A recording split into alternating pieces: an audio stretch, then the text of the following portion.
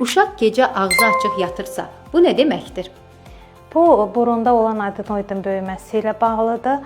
Bu zaman uşaq rahat nəfəs ala bilmir və xoruldamağa başlayır. Xoruldama uşaq üçün təhlükəlidirmi?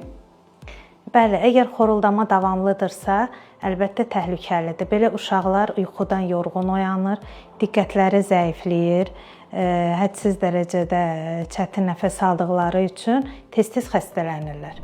Bəs doktor, badəmciklər nə vaxt təhlükəli sayılır?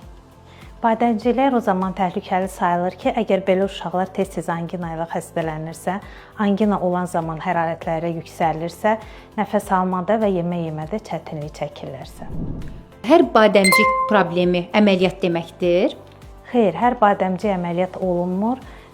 Çox zaman belə uşaqlara nəzarət olunur, dərman müalicəsi davam etdirilir və zəruri olduqda əməliyyat olunur.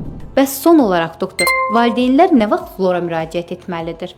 Valideynlər o zaman flora müraciət etməlidirlər ki, uşaq əgər ağzı açıq yatırsa, tez-tez xəstələnirsə, tənəffüsündə problem varsa, flora müraciət etməlidirlər.